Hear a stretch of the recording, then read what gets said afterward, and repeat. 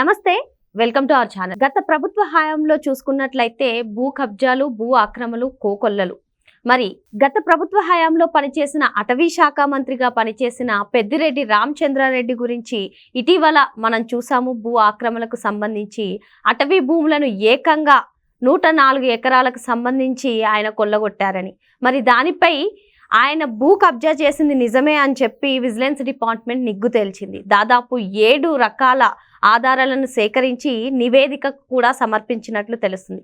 దీనిపై పూర్తిగా సమీక్షించడానికి మనతో పాటుగా ఉన్నారు TDP spokes person Suryadevara Latha madam గారు. మేడం నమస్తే. నమస్తే మేడం, మనం చూసుకున్నాం 2019 నుంచి 2024 వరకు కూడా భూ ఆక్రమణలు, భూ కబ్జాలు 1 కాదు 2 కాదు చాలానే, అందులో కూడా పెద్ద కీలక నేతల పాత్రే ఉందని చెప్పి కూడా మనం చూసాము. మరి ఇప్పుడు దానికి సంబంధించిందే పెద్దిరెడ్డి రామచంద్రారెడ్డి. ఆయన చూసుకున్నట్లయితే అటవీ భూమిని ఏకంగా దాదాపు కొన్ని వందల ఎకరాలను ఆయన భూ కబ్జా చేశారని తెలుస్తుంది. దీనిపైన నివేదిక కూడా సమర్పించింది విజిలెన్స్ డిపార్ట్మెంట్. మరి దీనిపైన మీ అభిప్రాయం ఏంటి మేడం? అంటే ఇప్పుడు నేను చేయలేదు, నా సొంత భూములు, నేను అలాంటి పని చేయలేదు అని చెప్పుకొచ్చారు పెద్దిరెడ్డి గారు. మా తాత ముత్తాతల నుంచి వచ్చిన సంక్రమించిన ఆస్తి నాది, ఇది అలాంటిది కాదు అని చెప్పటం జరిగింది. కానీ ఇప్పుడు దాన్ని ఇన్వెస్టిగేషన్ జరిగిన తర్వాత అది ఏంటి, విజిలెన్స్ అధికారులు దాన్ని నిగ్గు తెచ్చడం జరిగింది. సరే, ఈ రోజున దానిలో ఎన్ని ఎకరాలు ఆయన కబ్జా చేయటం, దానిలో ఓన్లీ పట్టా వచ్చి 23 ఎకరాలే ఉంది. మిగతా అదంతా కూడా అటవీ శాఖ భూములు కబ్జా చేయటమే కానివ్వండి. అది కూడా ఏంటంటే అది ఈయన అధికారంలో ఉన్నాడు కాబట్టి అది చేయించుకున్నాడు, అంతేగాని ఆ భూమి కూడా వాళ్ళకి సంబంధించింది ఏమి కాదు. సరే, అది వీళ్ళు మినిస్టర్గా ఉండటమే కానివ్వండి, దాని మూలాన ఆయన చేయించుకోవటం కానివ్వండి, అది జరిగాయి. ఆయన ఉద్దేశం ఏంటంటే నేను ఏది ఎక్కడ ఆక్యుపై చేసినా ఎవరు నోరెత్తకూడదు, ఏం మాట్లాడకూడదు.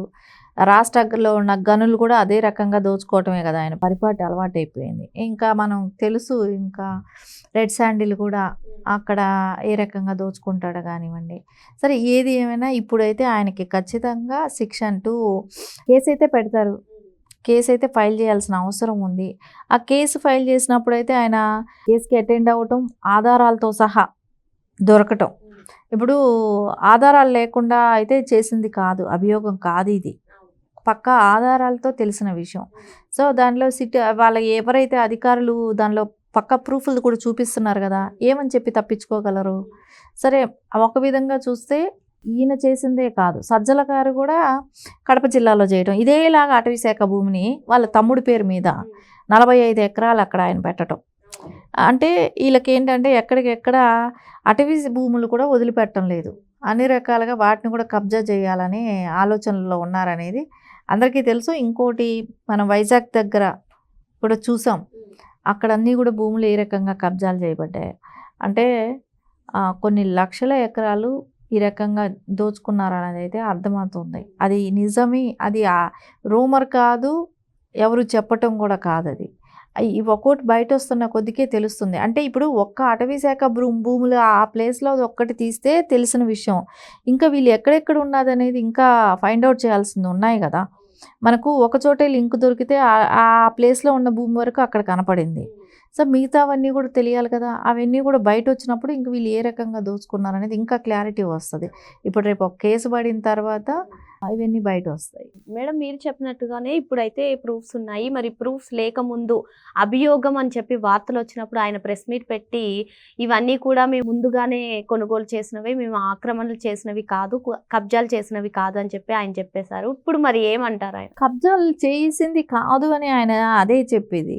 ఆయన మొన్నటి టైం కూడా ఒక ప్రెస్ మీట్ పెట్టి ఏది చెప్పాడు, మా ఫ్యామిలీ పూర్వం నుంచి వస్తున్న ఆస్తులు అని చెప్పాడు. పూర్వం నుంచి వచ్చిన ఆస్తులకి వీటికి డాక్యుమెంట్స్ అనేటివి ఉండాలి కదా. సో అయితే మీరు ఫోర్జరీలు చేసుకున్నారా, ఏ రకంగా చేశారు, అక్రమంగా ఆక్రమించినట్టువే కదా అవన్నీ. రకరకాల ప్రయత్నాల్లో ఏదో ఒకటి చేయటం, లేకుంటే ఇంకా బినామీ పేర్ల మీద కూడా ఉన్నాయి. ఇప్పుడు ఇది పెద్దిరెడ్డి గారు ఎవరి ఫ్యామిలీ మెంబర్స్ మీద ఉన్నది కాబట్టి ఇది బయట వచ్చింది, ఇంకా బయట బినామీల మీద ఉన్నాయి కదా, అవన్నీ బయట వస్తాయి కదా. ఇప్పుడు ఏదైనా మనం దొంగ అని చెప్తే ఒప్పుకుంటారా? మనం సరైన ఎవిడెన్స్ చూపెట్టాలి, కేసు పెట్టాలి, కోర్టుకు ప్రొడ్యూస్ చేయాలి.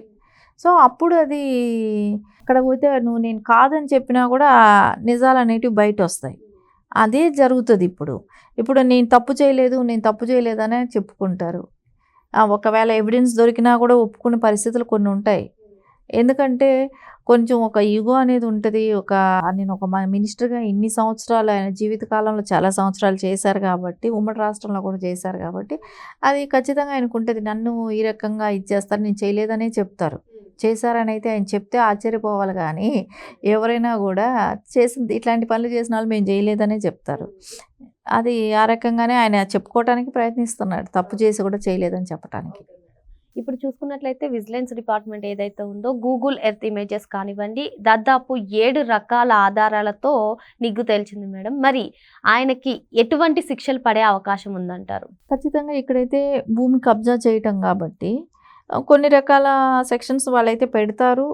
పెట్టి ఆ రకంగా అయితే BNS 316 కావచ్చు, BNS 329 కావచ్చు, BNS 336 కావచ్చు, ఇలాంటివి పెడతారు. ఇవి రకరకాలుగా 10 సంవత్సరాలు జీవిత ఖైదు ఉండేటివి కొన్ని, జీవితకాలం ఉండేటివి కొన్ని, మళ్ళా ఫోర్జరీ లాంటివి, ఇదే 336 లాంటిది ఫోర్జరీ లాంటిది.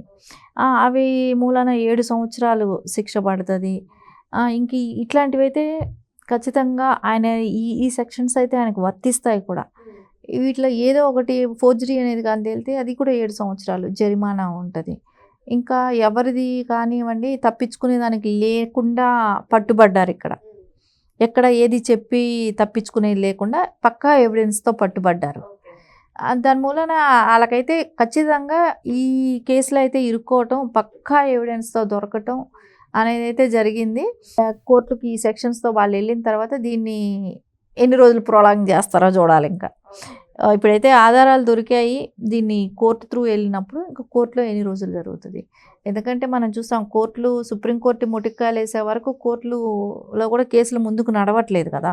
సో ఆ రకంగా చూస్తే ఇది తొందరగా కూడా ఇప్పుడు ఉన్న రాజకీయ నాయకుల మీద తొందరగా కేసులు కూడా కంప్లీట్ చేయాలి అనే ఒత్తిడి కూడా వస్తుంది కాబట్టి, ఎవరిదైనా కూడా కేసులు తొందరగా కంప్లీట్ చేయాలి, సివిల్ కానీ క్రిమినల్ కేసులు కానీ అని అంటున్నారు కాబట్టి ఇప్పటికీ కొన్ని వేల ఫైల్స్ పెండింగ్ కూడా ఉండటం జరుగుతుంది రాజకీయ నాయకులది.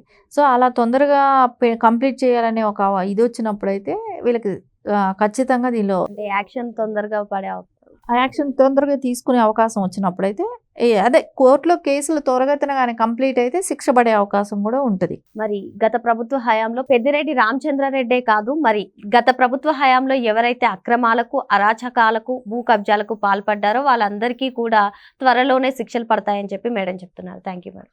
నమస్తే.